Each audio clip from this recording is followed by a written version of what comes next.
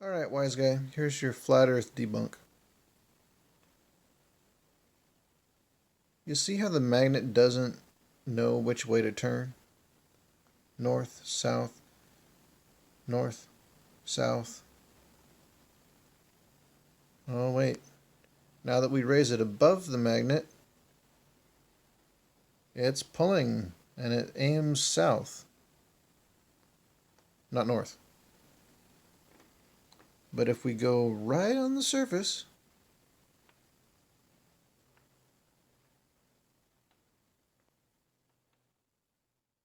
it does find north. Just barely.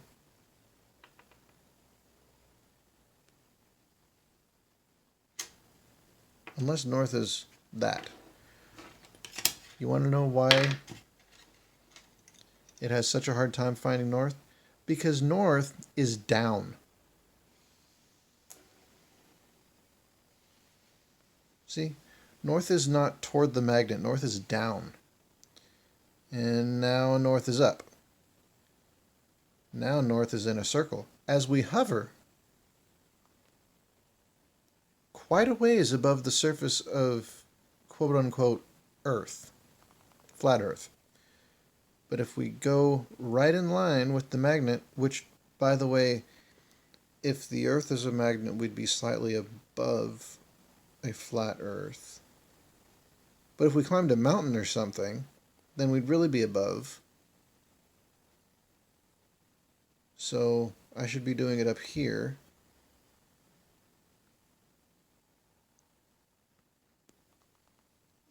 And that's...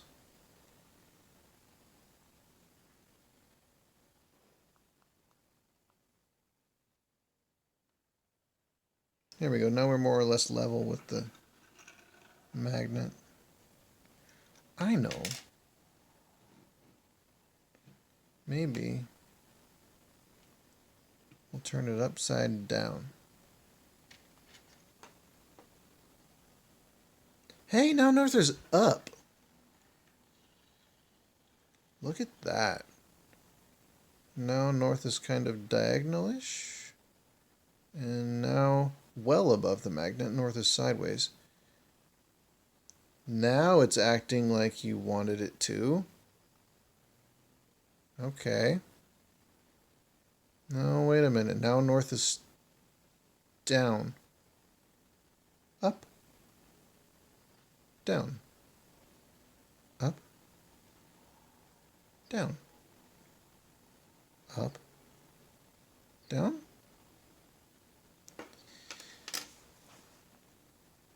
Have I debunked it enough for you?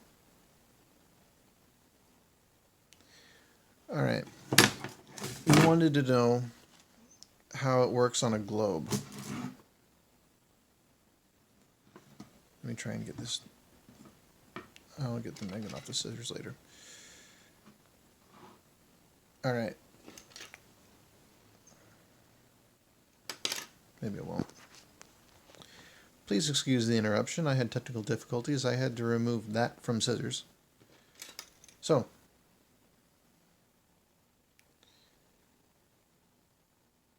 I guess I put the magnet in this thing backwards. There, it is this kind of magnet, fairly weak, but I did put the magnet in backwards. I was aiming so that north would be up here, but I got it wrong. Yeah. Sorry about that. So north is down. Actually, let's just pretend blue is north for our purposes. That'll make it easier. Blue is north. That is blue, not black. Blue is north. And as you can see, it follows a curve. Even over here, it follows a curve. And over here, it follows a curve. Now, for navigating purposes,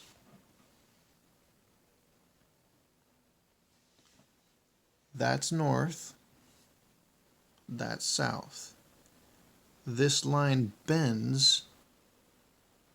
So on the southern hemisphere, every direction is north, and it always meets back up at the North Pole. Okay? Magnetic north, which is not in the same place as the actual North Pole, which is why the term magnetic north came about, I think is somewhere around that island. I think. Which actually is not really an island. There's no land masses up there. I lied. Magnetic south, if I remember correctly, is somewhere around here. I know it's near the edge or at the edge. I can't remember which side. But it is not there. It's somewhere over here on the edge of Antarctica, or near. It might be in the ocean by now. It moves. But navigational south is right in the middle of that hole where all the lines would have met, where all the lines used to meet. Polar north, rotational north, is right in the middle of where all those lines meet.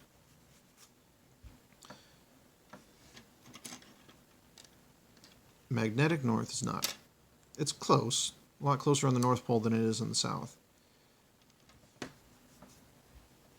And guess what? All these lines curve.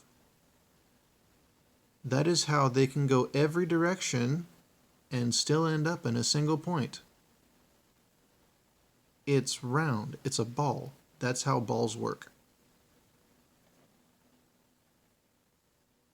You get it now? We use magnetic north and magnetic south to navigate. Near the poles, that's not so effective because of this effect. It points down. Same thing with the North Pole. It points down. That's how we know where magnetic north is. The compass points down. As opposed to the equator, where the compass points along the surface of Earth. But as you get towards the pole, the compass points down, indicating magnetic north or south. By the way, if you have a compass that points to this spot via a round line, it is pointing north, but that is the south end of Earth's magnet. Okay?